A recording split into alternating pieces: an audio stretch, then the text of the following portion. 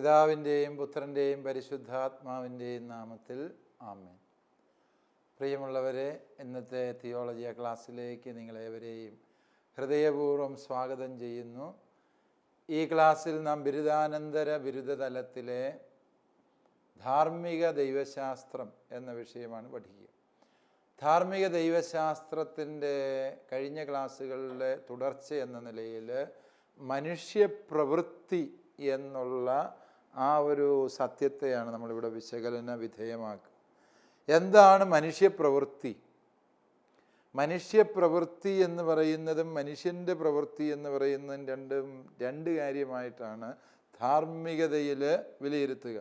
പാഠശാല ദൈവശാസ്ത്രം അതിന് രണ്ട് ലത്തീൻ പദങ്ങൾ ഉപയോഗിക്കുന്നുണ്ട്. ഒന്ന് പ്രവൃത്തി എന്നുള്ള ധാർമ്മിക യാഥാർത്ഥ്യത്തെ സൂചിപ്പിക്കാൻ ആക്തൂസ് ഹ്യൂമാനൂസ് എന്നുള്ള പദമാണ് ഉപയോഗിക്കുന്നത്. അതേസമയം മനുഷ്യൻ്റെ പ്രവൃത്തി എന്നുള്ള അർത്ഥത്തിൽ ഉപയോഗിക്കുന്നത് ആക്തൂസ് ഹോമിനും എന്നുള്ളത്. ഇപ്പോൾ ഉദാഹരണം, ഒന്നാമത്തെ പ്രവൃത്തിയിൽ ആക്തൂസ് ഹ്യൂമാനൂസ് അഥവാ മനുഷ്യപ്രവൃത്തി എന്ന ഒരു ധാർമ്മിക യാഥാർത്ഥ്യത്തെയാണ് നമ്മൾ ഉദ്ദേശിക്കുന്നത് എങ്കിൽ അത് മനുഷ്യൻ്റെ ആലോചനയുണ്ട്, സ്വാതന്ത്ര്യമുണ്ട്, ആ യാഥാർത്ഥ്യങ്ങളെ ഉൾക്കൊള്ളുന്നുണ്ട്. ഇപ്പോൾ ഉദാഹരണമായി പറഞ്ഞാൽ ഇത് രണ്ടും തമ്മിൽ എങ്ങനെയാണ് വേർതിരിക്കുക?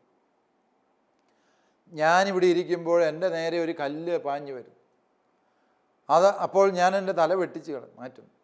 അങ്ങനെ വെട്ടിച്ച് മാറ്റുക എന്ന് പറയുന്നത് ഞാൻ ആലോചിച്ചു, ഈ കല്ലാണല്ലോ വരുന്നത്, ഈ കല്ല് കൊണ്ടാൽ എൻ്റെ തല പൊട്ടാൻ സാധ്യതയുണ്ടല്ലോ, എനിക്ക് അപകടം പറ്റാൻ, ചിലപ്പോൾ ജീവഹാനി തന്നെ പറ്റാൻ സാധ്യതയുണ്ടല്ലോ, അതുകൊണ്ട് ഏത് ആംഗിളിലേക്ക് വെട്ടിച്ചാലാണ് കൂടുതൽ സുരക്ഷിതമാകുന്നത്, അതുകൊണ്ട് ഇത്ര ഡിഗ്രി വെട്ടിക്കണോ, ഒരാലോചനയും നടത്താതെ ഞാനൊരു പ്രവൃത്തി ചെയ്യും.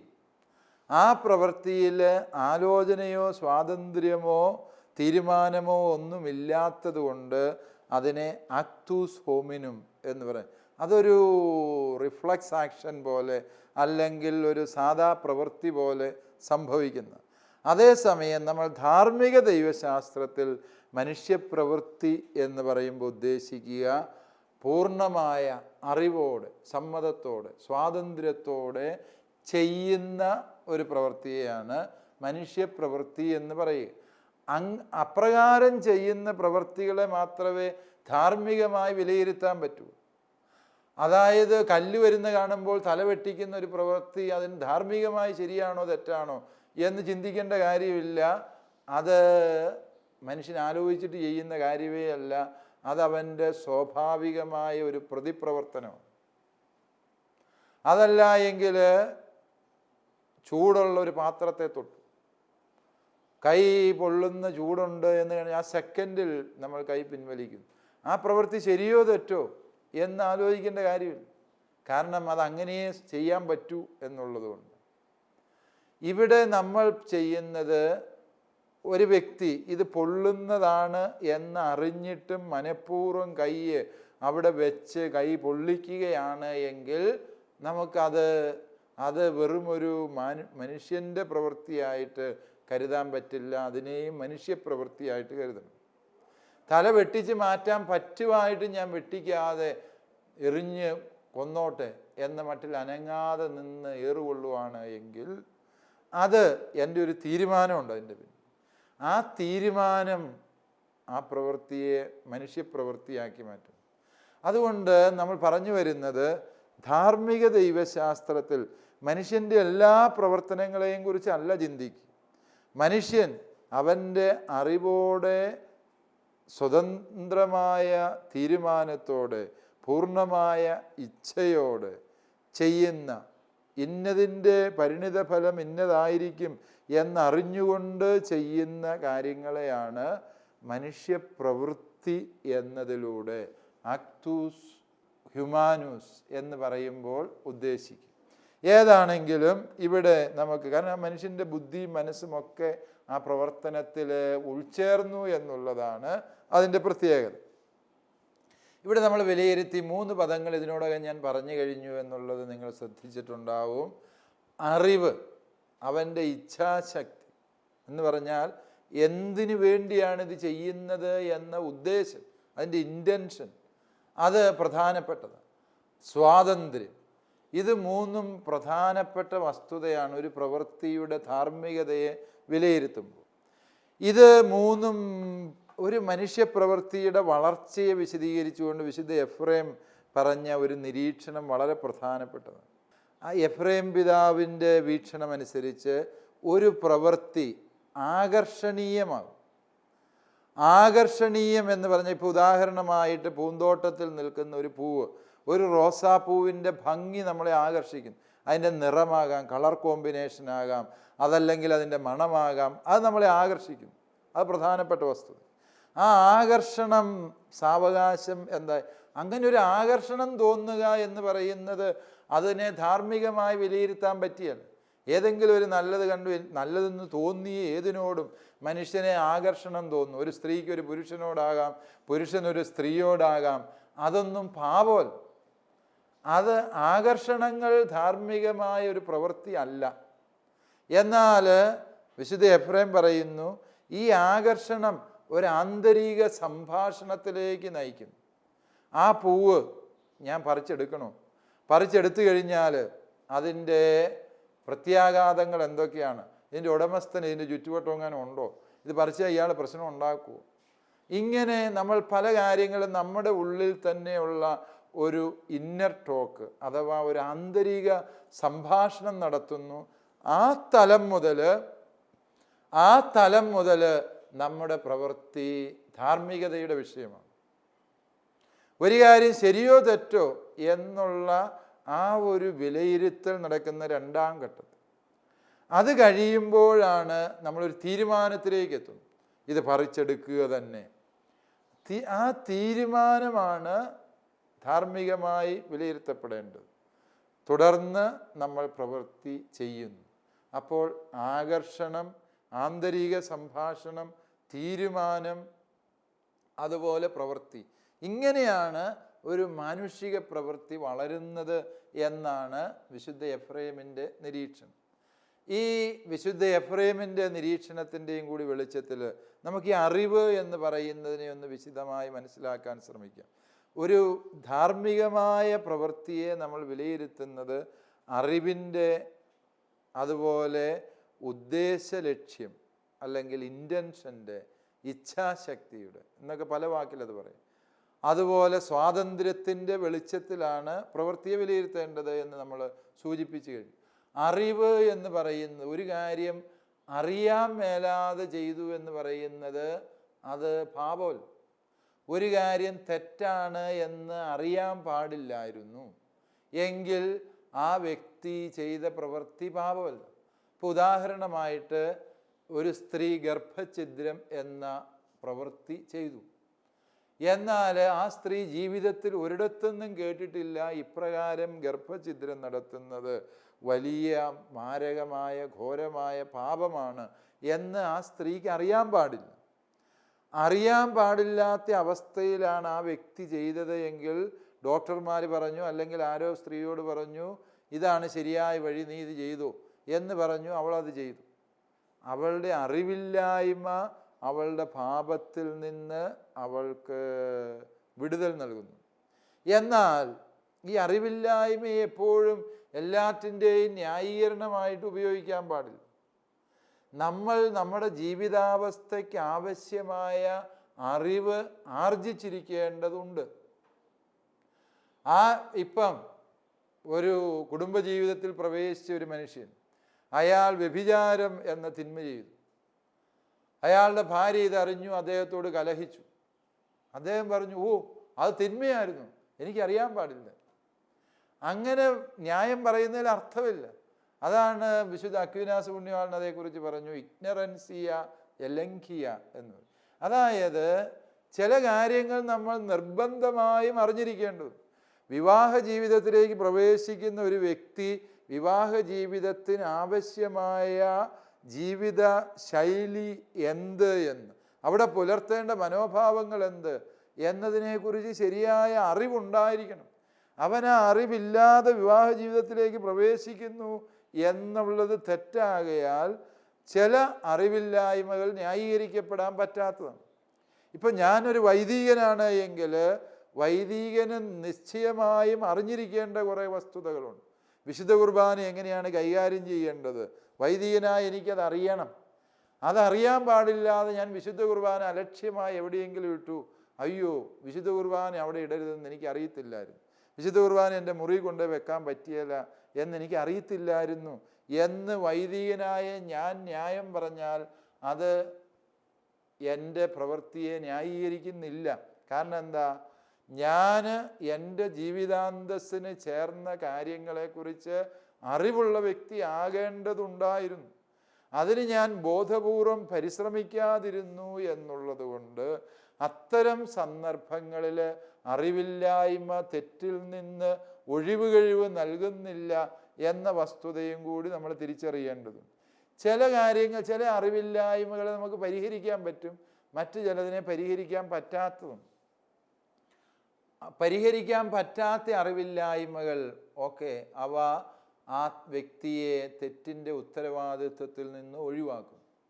എന്നാൽ പരിഹരിക്കാൻ പറ്റുന്ന അറിവില്ലായ്മ, അത് പരിഹരിക്കാൻ നമ്മൾ ശ്രമിക്കുന്നില്ല എങ്കിൽ നമ്മളുടെ തെറ്റിൽ നിന്ന് നമുക്ക് ഒഴിവുകഴിവില്ല എന്ന വസ്തുതയും കൂടി നമ്മൾ തിരിച്ചറിയും.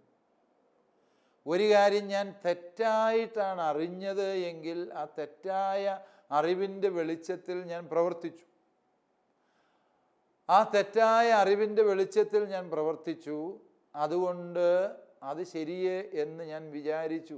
പക്ഷേ ആ കാര്യം തെറ്റാണ് എന്ന് മറ്റുള്ളവരിൽ നിന്ന് ഞാൻ അറിയാനിടയാകുന്ന നിമിഷം മുതൽ അതിനെ ഞാൻ തിരുത്താൻ പരിശ്രമിക്കുന്നില്ല എങ്കിൽ എൻ്റെ അറിവില്ലായ്മ ന്യായീകരിക്കപ്പെടുന്നില്ല.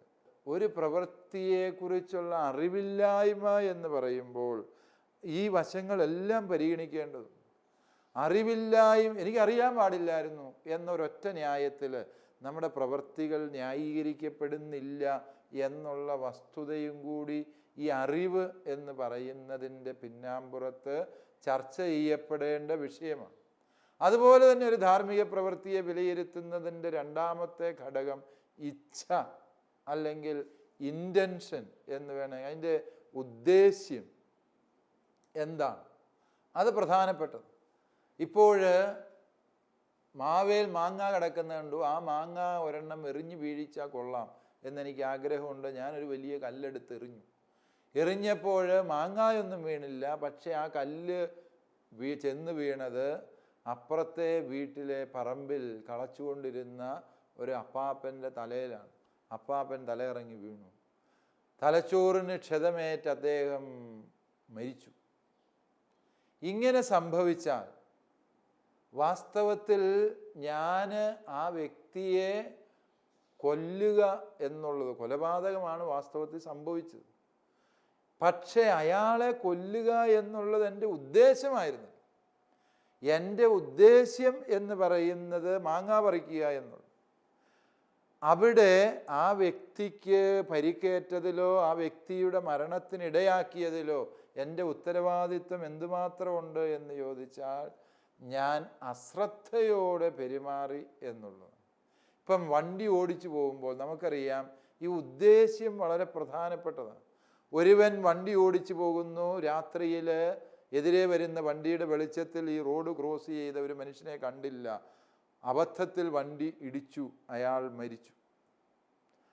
ആ പറയുന്ന പ്രവൃത്തിയും ഓടിച്ചു പോകുമ്പോൾ എതിരെ വഴിയരികിലൂടെ നടന്നു പോകുന്നത് എനിക്ക് ഇഷ്ടമില്ലാത്ത, താല്പര്യമില്ലാത്തൊരു വ്യക്തിയാണ്, അവനോട് പ്രതികാരം ചെയ്യാൻ ഞാൻ അവസരം നോക്കി നടക്കുമ്പോഴാണ് അവൻ അതിൽ നടന്നു പോകുന്നു.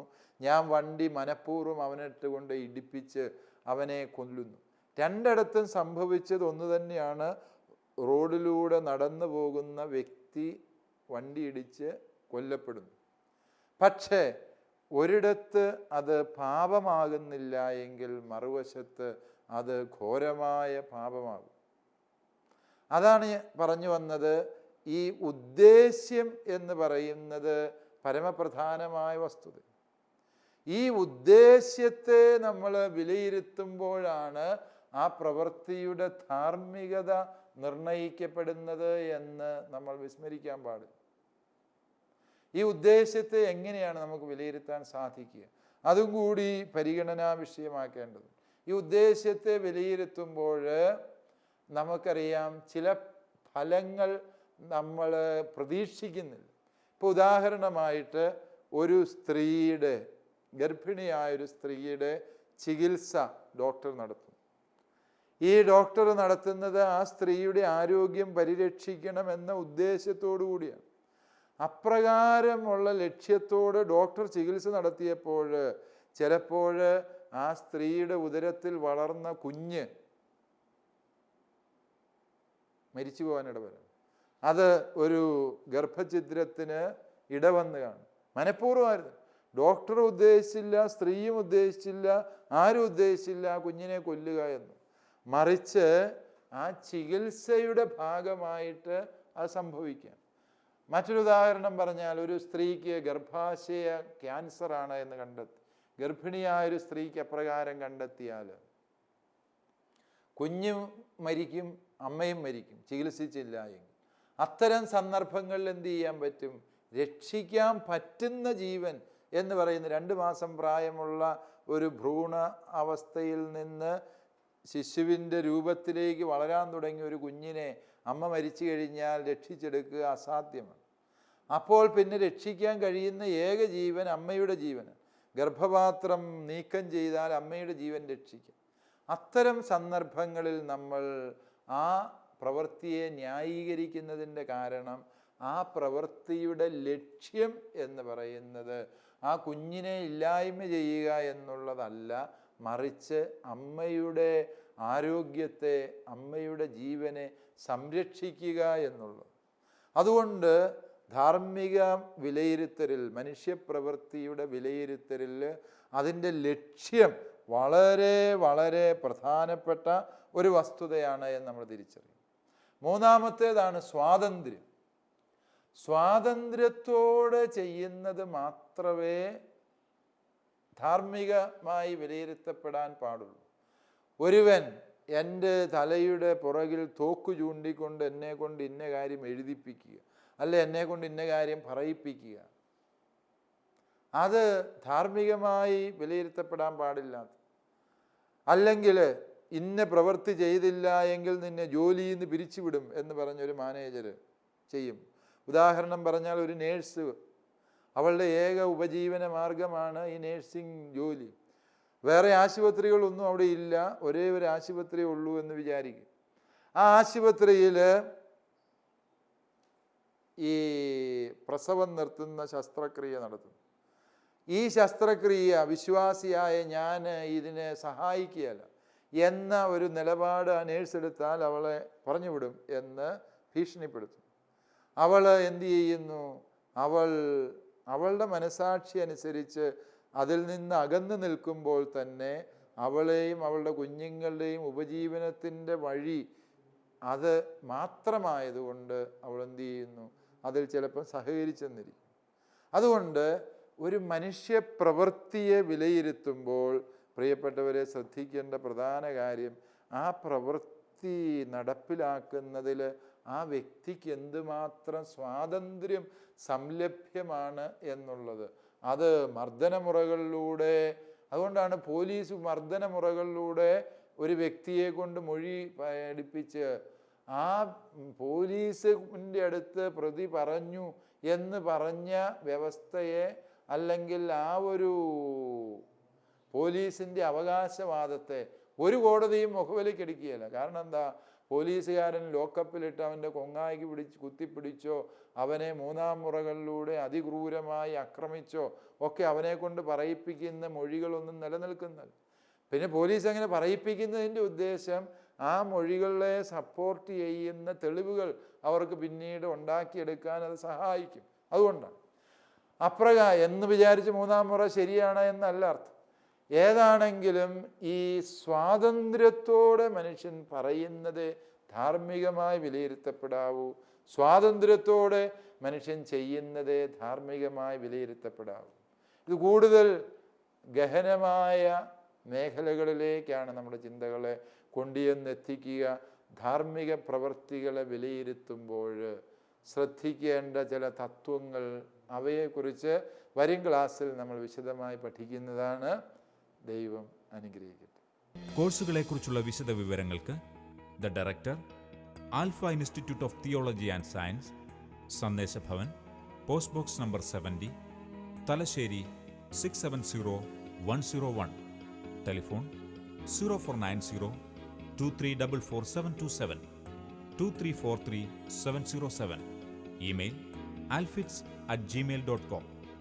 Website www.alphathalassery.com.